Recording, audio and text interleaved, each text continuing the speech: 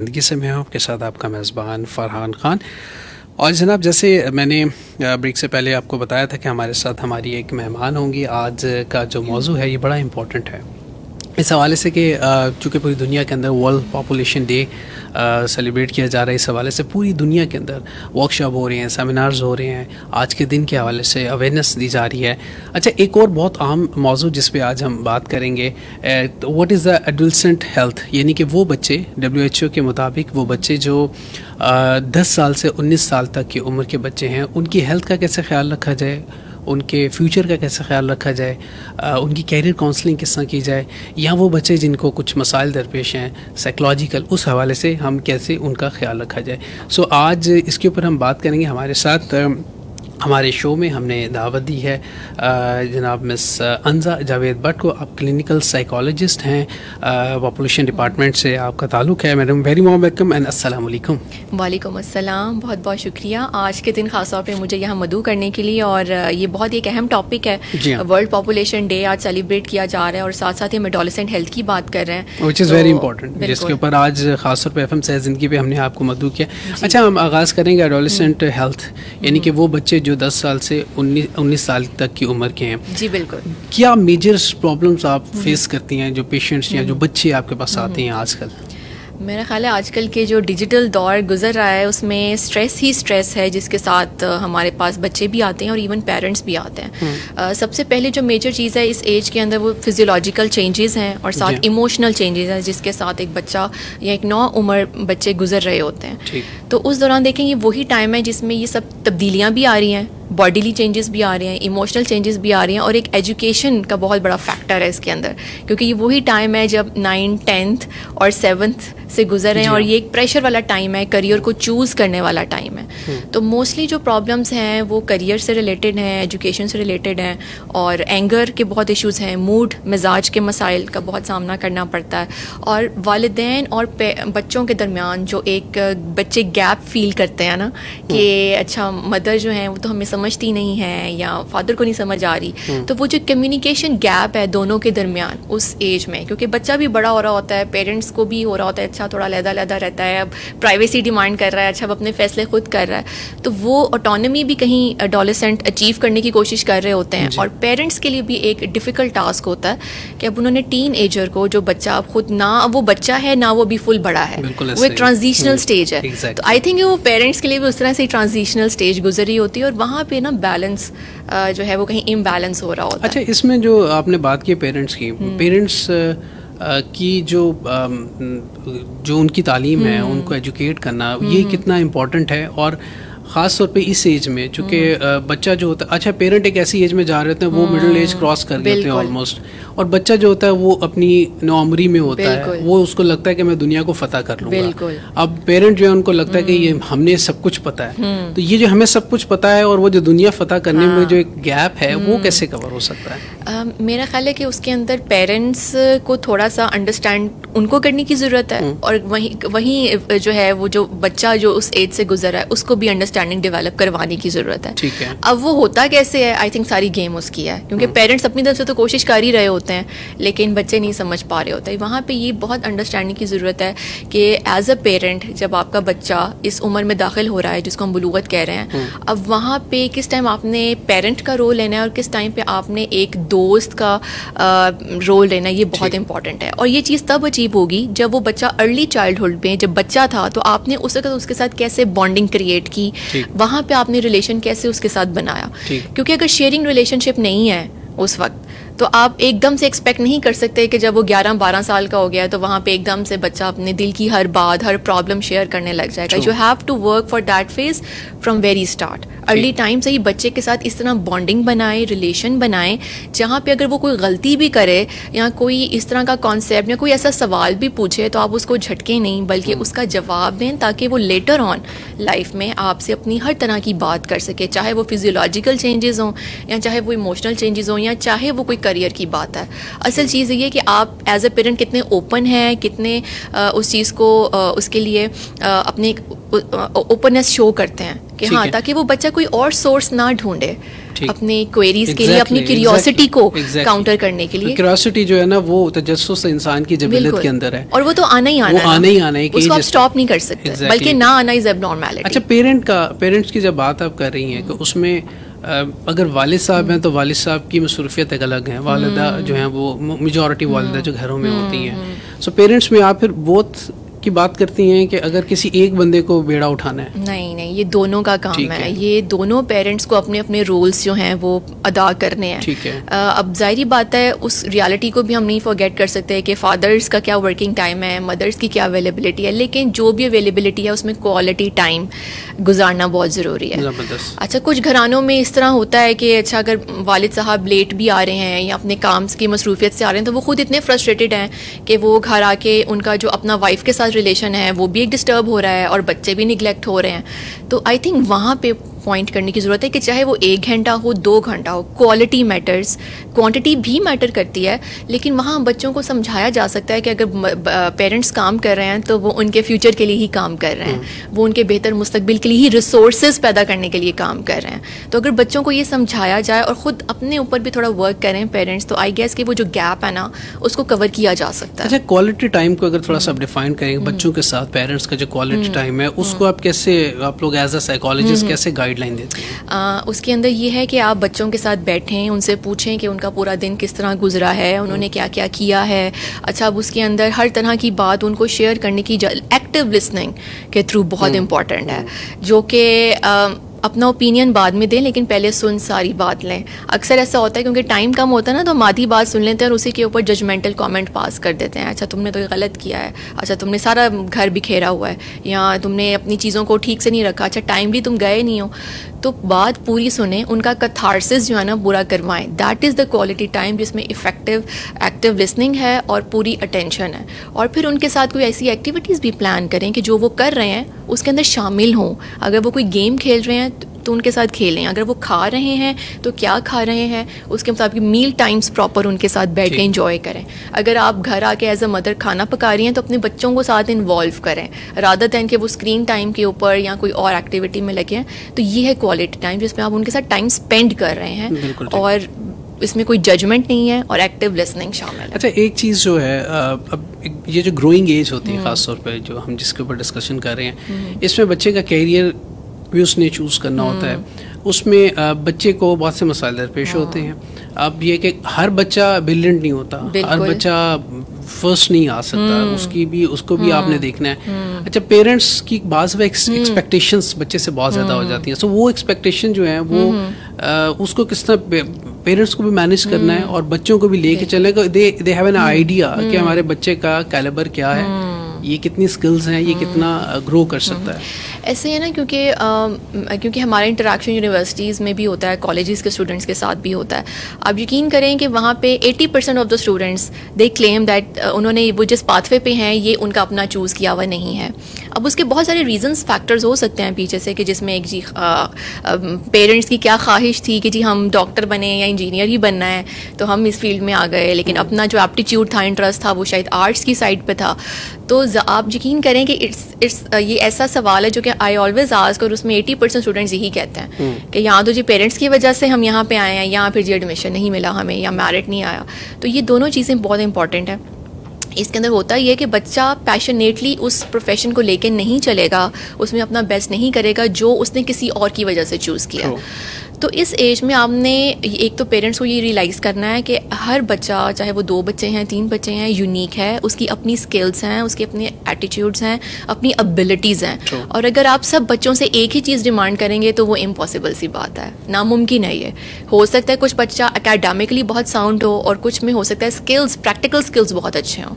आप उसको उसी चीज़ में पॉलिश करने दें, आगे बढ़ने दें और उसको गाइडलाइन प्रोवाइड करें और उसको बताएं कि अगर वो ये पाथवे करियर चूज़ करता है तो उसके प्रॉज एंड कॉन्स ये हैं, अगर वो इस पाथवे पे जाता है तो उसके प्रॉज एंड कॉन्स ये हैं, लेकिन अल्टीमेट डिसीजन उसी को करने दें, क्योंकि जो वो डिसीजन खुद अपने लिए करेगा उसके लिए एफर्ट भी करेगा और रिस्पॉन्सिबिलिटी भी लेगा। अदरवाइज वो सारी जिंदगी आपको कहता रहेगा कि अब्बा जी या अम्मी जी आपने नहीं करने दिया, आपकी ख्वाहिश पे मैं कर रहा हूँ, मतलब मेरी ख्वाहिश नहीं थी, यही कहा जाता है। बिल्कुल। और वो सारी जिंदगी आप यकीन करें कि इवन बहुत अच्छे अच्छे लोग जो कि अपने करियर में होते हैं, even above 40, they always say that कि नहीं ये मज़ा नहीं आ रहा काम करने में और बस पता नहीं क्यों यहाँ पे इस फील्ड में आ गए। तो ये बहुत क्लेम्स करते हैं, शिकायत करते हैं। अच्छा, एक चीज़ होती है बिहेवियर, पेरेंट्स का जो बिहेवियर टुवर्ड्स बच्चा होता है, एक वो ग्रो कर रहा होता है, एक टॉन्टिंग बिहेवियर होता है जिसमें ताने देना, एक पेरेंट्स की तरफ से भी, टीचर्स की तरफ से भी, जो अक्सर ये देखा गया है कि बच्चे के फ्यूचर को डिमोलिश कर देता है। सो ये टॉन्टिंग बिहेवियर जो है ये कितना इम्पैक्ट करता है पर्सनालिटी के ऊपर भी और बच्चे के फ्यूचर के ऊपर भी? बच्चा, जैसे हमारी जो साइकोलॉजिकल थेरीज़ हैं वो हमें बताती हैं कि बच्चे का जो दिमाग है ना, वो यहाँ जो पर्सनालिटी है, जो उसके बिलीफ सिस्टम है, उसकी जो कॉग्निशंस हैं, वो 5 to 7 ईयर्स के दरमियान जो है वो बहुत बन जाती हैं या बन रही होती हैं। ठीक। अब उसके अंदर होम इन्वायरमेंट बहुत इंपॉर्टेंट है। होम इन्वायरमेंट के बाद बच्चा कहाँ ज़्यादा टाइम स्पेंड कर रहा है? कॉलेज, स्कूल या यूनिवर्सिटी में, आधा दिन वहाँ गुजर रहा है। अब आप सोचें कि एक बच्चा 50% टाइम घर में, 50% टाइम वहाँ, और जब बच्चा ग्रो कर रहा होता है तो हम अक्सर देखते हैं कि बच्चे कॉपी करते हैं, बिहेवियर्स को मॉडल करते हैं।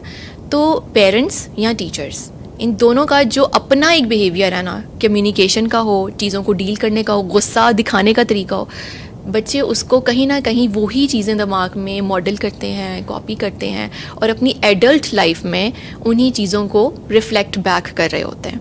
तो ये चीज़ बहुत इम्पॉर्टेंट है कि जहाँ बच्चों को ये सार्काज़म या बुली करना जो है उनको एक्सपीरियंस करना पड़ता है, उनके अपने एक ट्रॉमा एसोसिएट हो जाते हैं चाइल्डहुड में और वो कॉन्फ्लिक्टेड पर्सनालिटी का शिकार हो जाते हैं, जो कि बाद में एंगर की सूरत में डिफरेंट साइकोलॉजिकल डिजीज़ हैं, जैसे OCD है, पर्सनालिटी इश्यूज, साइकोपैथी, साइकोटिक सिज्म जिसको हम स्किज़ोफ्रेनिया भी कहते हैं। तो ये सारी चीज़ें वहाँ तक लीड कर सकती हैं। सो इट्स बेटर कि हम इन बिहेवियर्स को डिस्करेज करें और टीचर्स अपनी रिस्पॉन्सिबिलिटी को समझें और पेरेंट्स अपनी रिस्पॉन्सिबिलिटी को समझें। और ये कितना अहम बात है कि आप की कम्युनिकेशन कितनी इंपॉर्टेंट है और कितनी मैटर करती है, बच्चे को समझना, उसके बिहेवियर को समझना, उसके मिजाज को समझना, उसके मूड को समझना। और आई बिलीव कि लोगों का ख्याल है कि अच्छा बच्चा है ना, इवन दो पेरेंट्स के दरमियान फाइट हो रही है या टीचर उसको मिसकम्युनिकेट कर रहे हैं तो हम सोचते हैं अच्छा बच्चा है, इसको क्या पता है। लेकिन बच्चे की ही तो अटेंशन सबसे ज़्यादा है। हम जैसे अभी आपस में बात कर रहे हैं तो मे बी मेरी अटेंशन ना हो कि इर्द गिर्द क्या हो रहा है, लेकिन बच्चा अगर आपको लग रहा ना कि वो होमवर्क पे कॉपी में कुछ लिख रहा है और पेरेंट्स लड़ रहे हैं, बिलीव मी उसके दिमाग में सब फिट इन हो रहा है, वो सब सुन रहा है, वो सब अपने अंदर हजम कर रहा है और अपने अंदर उसको भी अटेंड कर रहा है, क्योंकि उस टाइम पे जो ब्रेन है वो सब एब्जॉर्ब करने की कैपेसिटी बहुत रखता है as compare to being an adult. तो उसका सारा फ्यूचर जो डिपेंड कर रहा होता है कि जो वो बचपन में देख रहा है, एक्सपीरियंस कर रहा है, जो उसको कहा जा रहा है। अगर आप एक बच्चे को बार बार ये कह रहे हैं कि you are not good enough, तुम तो हो ही इस किस्म के, या तुम उसको लेबल किया जा रहा है, उसने अपना सेल्फ कॉन्फिडेंस, सेल्फ एस्टीम वहीं पे इनग्रेन, उसने अपने आप को भी यही कहना शुरू कर दिया कि I am not good enough, I am not able to do that. और वो low self confidence, low self esteem के साथ ये एडोलेसेंस में कदम रखेगा और वहाँ पे कॉम्प्लेक्सेस होंगे और वो कॉम्प्लेक्सेस सारी जिंदगी चलेंगे। तो ठीक है कि parenting is very tough, parenting is not an easy job, it is, ये आपकी अपनी बीइंग अ पेरेंट आपको भी मुश्किल चीज़ें लग रही होती हैं और ये एक बहुत बड़ी रिस्पॉन्सिबिलिटी है। अच्छा, ये बताइए, ये कंपैरिजन करते हैं पेरेंट्स, इवन बहन भाइयों में आपस में कंपैरिजन कर रहे होते हैं, बहुत कॉमन, क्लास फेलो के साथ कंपैरिजन, फैमिलीज में कंपैरिजन कर रहे होते हैं, किसी भी लेवल पे हो। पढ़ाई की बात होगी तो उसमें कंपैरिजन करेंगे, बच्चों को वहाँ पे टॉन्ट किया जाएगा, फ्यूचर की बात होगी वहाँ पे उसको टॉन्ट किया जाएगा। ये कितना इम्पैक्ट करता है? मेरे ख्याल आप एग्री करेंगे कि जहाँ पे इस किस्म के इन्वायरमेंट जो है वो प्रिवेल करता है घर में या स्टूडेंट्स की लाइफ में, बच्चे भी फिर वैसे ही काउंटर आर्ग्यूमेंट्स दे रहे होते हैं, बच्चे भी फिर पेरेंट्स को कंपेयर कर रहे होते हैं कि अच्छा फलां जो बंदा है उसके तो पेरेंट्स ऐसे हैं, अच्छा आप जिसकी बात करें उसके तो घर में इस तरह उसे होता है। तो फिर वहाँ पे पेरेंट्स कहते हैं कि हमें ज़्यादा बेहतर पता है, वो बात कहीं और ही चली जाती है। तो कंपैरिजन हो ही नहीं सकता। इवन क्या मियाँ बीवी आपस में कंपैरेबल होते हैं?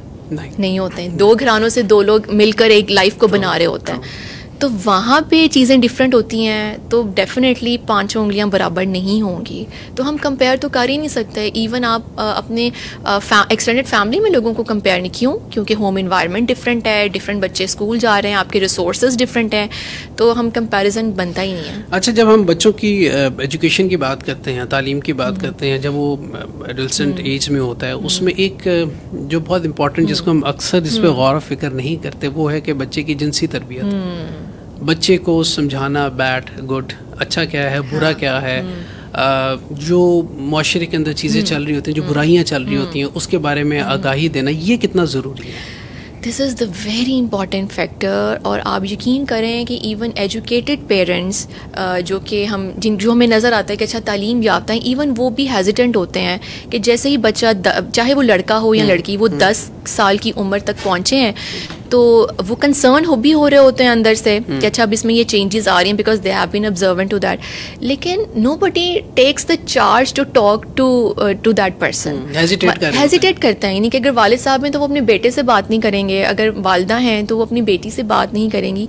और ये चीज़ कहीं ना कहीं बहुत ज़्यादा इंपॉर्टेंट है इन साइकोलॉजिकल हेल्थ कि how the person has coped with that change, उसने इस चेंज को कैसे एडजस्ट किया, क्योंकि वहाँ पे अगर एडजस्टमेंट इश्यूज़ हैं उसको पूरी लाइफ में हर किसी स्ट्रेसर के साथ एडजस्ट करना मुश्किल होगा। तो as a psychologist we go back to that root, और वहाँ पे ये बहुत मसला आता है। बच्चियों को नहीं पता पर्सनल हाइजीन क्या है, बच्चियों को नहीं पता उनमें जो चेंजेस आ रहे हैं वो क्यों आ रहे हैं। हाँ, ये बताया जाता है कि अब तुम बड़ी हो रही हो, तुमने ऑपोजिट जेंडर के साथ नहीं बैठना है, तुमने अपना को कवर करना है, लाइक ये सोशल जो पैटर्न है हमारा या कल्चरल पैटर्न है उसको हम बताते हैं। अब वहाँ पे क्यों, why I have to do this, ये सवाल उसके अंदर आ रहे हैं। अच्छा, अब मैं एक बच्ची से एक लड़की या एक औरत बनने जा रही हूँ, वहाँ पे कोई गाइडेंस नहीं है पेरेंट्स की तरफ से, मदर्स की तरफ से। और इसी तरह लड़कों के अपने मसाइल हैं, उनकी अपनी प्यूबर्टी हिट कर रही है, उनके अपने रिप्रोडक्टिव ऑर्गन्स एक्टिवेट हो रहे हैं, वहाँ पे चेंजेस आ रही हैं। और फिर उनका सोर्स ऑफ इंफॉर्मेशन क्या है? सोशल मीडिया, गूगल या गिरदोनवा के लोग। और वो जितना मिसगाइड कर सकते हैं वो मिसगाइड करते हैं ऐसी हैबिट्स की तरफ जो कि रिप्रोडक्टिव हेल्थ के लिए नुकसानदेह हो सकती हैं, ऐसी चीज़ों की तरफ जो कि फिर लोग बाद में छुपा रहे होते हैं और पूछना चाहे ऐसा पता नहीं क्यों हमारा बच्चा इस तरफ क्यों निकल गया। अटेंशन एंड कॉन्सेंट्रेशन के इश्यूज़ भी इसी वजह से आ रहे होते हैं, पढ़ाई के इश्यूज़ भी इसी वजह से आ रहे होते हैं, frustration, mood changes, everything is linked, we can't ignore. तो मैं इस प्रोग्राम के तवस्सुत से अपने सुनने वालों को ये कहना चाहूँगी कि जब आप एज अ पेरेंट, जब आपका बच्चा इस उम्र में दाखिल होने लगे तो please be there for that individuals, communicate करें रादर देन वो घर से बाहर जाके किसी से वो चीज़ें पूछे। इट्स बेटर कि आप उसको समझाएं, क्योंकि जो आपकी सिंसियरिटी होगी, लॉयल्टी होगी अपने बच्चों के लिए, वो कोई बाहर वाला नहीं दे सकता। अच्छा, ये बताइए कि आप चूँकि डिपार्टमेंट्स, पॉपुलेशन डिपार्टमेंट से आई हैं, तो हमारे यहाँ पंजाब में, लाहौर में ऐसी क्या फैसिलिटीज़ हैं जो आपका डिपार्टमेंट दे रहा है ताकि अगर लोग आप लोगों के पास आना चाहें, रब्ता करना चाहें अपने बच्चों के हवाले से? मैं आज क्योंकि वर्ल्ड पॉपुलेशन डे भी है और मैं सबको ये बताना चाहूँगी कि महकमा बहबूद आबादी हुकूमत पंजाब ने एडोलेसेंट हेल्थ यानी नौजवानों की सेहत के लिए बहुत अच्छे इनिशिएटिव्स लिए हैं, जिसमें नंबर 1 ये है कि हमारे फैमिली हेल्थ क्लिनिक्स जो कि तमाम सरकारी हस्पतालों के साथ मुंसलिक हैं, मौजूद हैं पूरे पंजाब में, लाहौर में। वहाँ पे उन क्लिनिक्स के अंदर नौजवान दोस्त मराकज़ सेहत कायम किए गए हैं। उन मराकज़ सेहत का बुनियादी मकसद ये है कि जो टीन एज लड़के और लड़कियां हैं, यानी कि 9 उम्र लड़के और लड़कियां हैं, उनकी ज़हनी सेहत और तौलीदी सेहत यानी mental health and reproductive health के हवाले से उनकी आगाही की जाए, उनका इलाज किया जाए और उनके मसाइल जो हैं उसको एड्रेस किया जाए, जिसको जहाँ पर माहिर नफ्सियात मौजूद होते हैं और उनको फ्री ऑफ कॉस्ट ये काउंसलिंग सर्विसेज और साइकोथेरेपी प्रोवाइड कर रहे हैं। इसके अंदर career counselling, personality issues, parenting के इश्यूज़, प्री मैरिटल काउंसलिंग, ये तमाम चीज़ें, स्ट्रेस, एंजाइटी, एंगर, एजुकेशन से रिलेटेड इश्यूज़, रिलेशनशिप से रिलेटेड इश्यूज़, ये तमाम इश्यूज़ को एक साइकोलॉजिस्ट जो है, क्वालिफाइड साइकोलॉजिस्ट, वो एड्रेस करता है और काउंसलिंग प्रोवाइड करता है और थेरेपी प्रोवाइड करता है, and this is very free of cost. तो आई थिंक कि सब लोग फैमिली हेल्थ क्लिनिक्स आएँ, एडोलेसेंट हेल्थ सेंटर्स तशरीफ़ लाएँ और आके ख़ुद एक्सपीरियंस करें कि किस तरह का बिल्कुल प्राइवेट सेक्टर की तरह ये सेटअप्स बनाए गए हैं जहाँ जो कि आवाम की रसाई तक हैं। और लाहौर में ऑलमोस्ट 6 नौजवान मरकज़े सेहत जो हैं वो काम कर रहे हैं। अच्छा। जना hospital, general hospital, lady Wellington hospital, sir Gangaram hospital और जनरल हॉस्पिटल। और साथ ही इसमें मैं एक चीज़ ऐड करती जाऊँ कि मर्दों की तौलीदी सेहत के हवाले से मैन एडवाइजरी सेंटर जो है वो सेपरेट काम कर रहा है, जो कि लाहौर में गंगाराम हॉस्पिटल में मौजूद है। वहाँ पर भी माहिर नफ्सियात मौजूद हैं और जो कि उनकी रिप्रोडक्टिव हेल्थ से रिलेटेड और साइकोलॉजिकल हेल्थ से रिलेटेड मौजूद होते हैं और रहनुमाई के लिए हर वक्त काम कर रहे हैं। ज़बरदस्त, ये तो बहुत ज़बरदस्त अपॉर्चुनिटी है देखने वालों के लिए और सुनने वालों के लिए कि अगर आप लोगों के साथ कोई ऐसे मसाइल हैं, आपके बच्चों के साथ हैं, तो लाहौर के अंदर आपके पास ये फैसिलिटी है। ना सिर्फ लाहौर में बल्कि इसके अलावा दीगर अजला में भी ये फैसिलिटी मौजूद है। ऐसे ही ऑल ओवर पंजाब मौजूद है। अच्छा मिस हंसा, ये लास्टली हमें बताइए कि लोगों का एक कॉन्सेप्ट ये है कि जी इन मराकज़ में जाने का मकसद ये है कि हम कोई पागल हैं जो हम साइकोलॉजिस्ट के पास जाएं, साइकाइट्रिस्ट के पास जाएं। ये एक मिथ, ये जो सोच है लोगों की, उसको कैसे तोड़ा जा सकता है? बहुत ही कॉमन क्वेश्चन है और मैं हालांकि इस मिथ को तोड़ने के लिए ही हम यहाँ पे इस प्लेटफॉर्म पे मौजूद हैं कि लोगों को बता सकें कि सिर्फ आपका ये कहना कि जी मैं कोई पागल हूँ जो कि हम साइकोलॉजिस्ट के पास जाएं, वो एक अलहदा सिनेरियो में, पागलपन जो है ना वो एक अलहदा सिनेरियो में एक अलहदा बीमारी है। लेकिन आप और मैं जैसे हम लोग अब काम भी कर रहे हैं, हम एजुकेशन भी हासिल कर रहे हैं, स्टिल वी हैव इश्यूज। हमें फैसला साजी में मुश्किल आती है, रात को नींद आने में मुश्किल आ सकती है, एंगर आउटबर्स्ट हो सकते हैं, बर्न आउट हो सकता है। ये तमाम वो इश्यूज हैं कि अगर इनको आप रिजॉल्व नहीं करेंगे तो उसके बाद ये एक बीमारी की शक्ल इख्तियार कर लेंगे जिसमें डिप्रेशन, एंजाइटी, पागलपन के दौरे, नफ्सियाती दौरे, ये तमाम चीज़ें मौजूद हैं। तो मेरा ख्याल है कि जैसे हमें दांत का दर्द होता है तो हम डेंटिस्ट के पास जाते हैं, हमें दिल का दर्द होता है तो हम कार्डियोलॉजिस्ट के पास जाते हैं, तो इसी तरह अगर हमें सोशली तौर पे, ज़हनी तौर पे कोई उलझने हैं, कोई घबराहट है, कोई परेशानी है और उसका हल आप नहीं निकाल पा रहे हैं, तो मेरा ख्याल है कि प्रॉब्लम सॉल्विंग के लिए आपको एक माहिर नफ्सियात आपको हेल्प आउट करता है कि आपने डिसीजन लाइफ में कैसे लेना है। अगर आप फंस गए हैं तो आप किस तरह उस उलझन से निकल सकते हैं, आपको एडजस्ट करने में हेल्प करता है। और वो ये दवाइयों के ज़रिए नहीं करता बल्कि थेरेपी और कम्युनिकेशन और प्रॉब्लम सॉल्विंग बिहेवियरल टेक्निक्स के ज़रिए करता है। तो आई थिंक कि हमें ये ख़ुद को समझाने की ज़रूरत है कि इसमें कोई शर्म महसूस करने वाली बात नहीं है, वरना फिर बाकी प्रॉब्लम्स के लिए भी इंसान को यही सोचना पड़ेगा। कुल्ली तौर पे हम फिर यही सोचेंगे कि हम खुद से इलाज करें। एंड सेकेंडली, अगर बाकी ऑर्गन्स हमारे बीमार पड़ सकते हैं तो हमारा जो ब्रेन है, जो माइंड है, वो भी बीमार हो सकता है। बिल्कुल हो सकता है और वो ही और इसमें कोई शर्म की बात नहीं, और वही सब बीमारियों की जड़ भी हो सकता है। एग्जैक्टली कि आपका ब्रेन अगर नहीं ठीक तो आप मुख्तलिफ बीमारियों का शिकार हो जाते हैं। Mind is controlling everything. आप आज का दिन अच्छा गुजार सकें, आपके लोगों के साथ रवैये कैसे हैं, आपकी मेमोरी कैसी है, ये सब चीज़ें माइंड से जुड़ी हुई हैं। और हम फिजिकल हेल्थ के साथ मेंटल हेल्थ को इग्नोर नहीं कर सकते, which is very important. Thank you so much, आपका बहुत बहुत शुक्रिया, बहुत बहुत शुक्रिया, तशरीफ आबरी का शुक्रिया। और it was a wonderful discussion. आज का जो मौजू ये बड़ा इंपॉर्टेंट, इसमें हम मजीद सेशंस भी करेंगे, मजीद बात भी करेंगे, क्योंकि ज़रूरत है बहुत ज़्यादा।